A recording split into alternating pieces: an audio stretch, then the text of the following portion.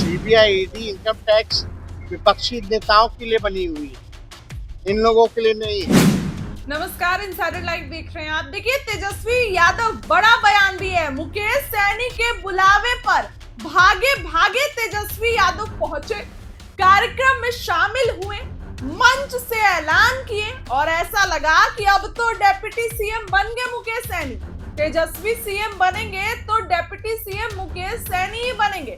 इस तरीके की जो है वो तालमेल नजर आई। तेजस्वी यादव पटना के बापू सभागार में मुकेश सैनी के द्वारा एक बड़े कार्यक्रम का आयोजन किया गया, जिसमें तेजस्वी यादव पहुंचे। अब इसके बाद तेजस्वी ने बड़ा बयान दिया है। तेजस्वी ने कहा है कि ईडी, सीबीआई ये सब लोग बस विपक्ष के लोग के लिए तो होते हैं। ये जो संस्था है ये विपक्ष के लोग के लिए होते हैं, भाजपा के लिए तो होते नहीं है, क्योंकि जो भाजपा में होता है वो तो राजा हरिश्चंद्र बन जाता है, उसके सारे पाप धुल जाते हैं। अब आप ही जरा सोचिए ना, एनडीए की मीटिंग में दो मंत्री आपस में लड़ते हैं, अशोक चौधरी और विजय सिन्हा। एक कहता है कि तुम इतना कमा लिए, एक कहता है तुम इतना कमा लिए, एक कहता है तुम इतना लूट लिए, एक कहता है तुम इतना लूट लिए। तो ये जो ये लोग कर रहे हैं ये क्या है? इससे साफ पता चलता है कि बिहार में कितनी लूट मची हुई है।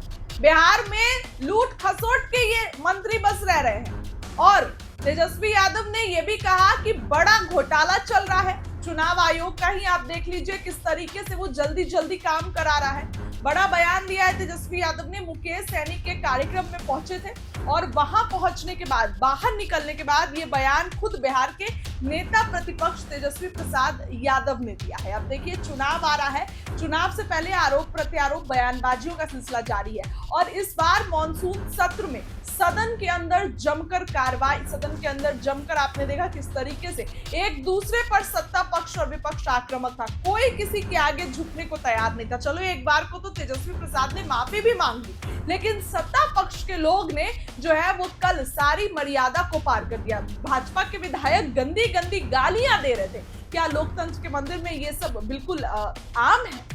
अध्यक्ष नंदकिशोर यादव के कई बार जो कार्रवाई है उसको स्थगित करने के बावजूद विपक्ष जो है वो तो हंगामे कर ही रहा था, लेकिन सत्ता पक्ष के लोग भी सुन नहीं रहे थे। ऐसे में जो है वो नंदकिशोर यादव ने सत्ता पक्ष के भी लोगों को फटकार लगाई। खैर, विधानसभा में मॉनसून सत्र में तो कई हंगामे हुए। ऐसे में तेजस्वी प्रसाद का बड़ा बयान आया है। क्या कुछ कह रहे नेता प्रतिपक्ष? सबसे पहले बात देखिए, ये सरकार डबल इंजन की जो है, एक इंजन अपराध में लगा है, एक इंजन भ्रष्टाचार में लगा है। ये लोग कोई हिसाब देने वाले लोग नहीं है।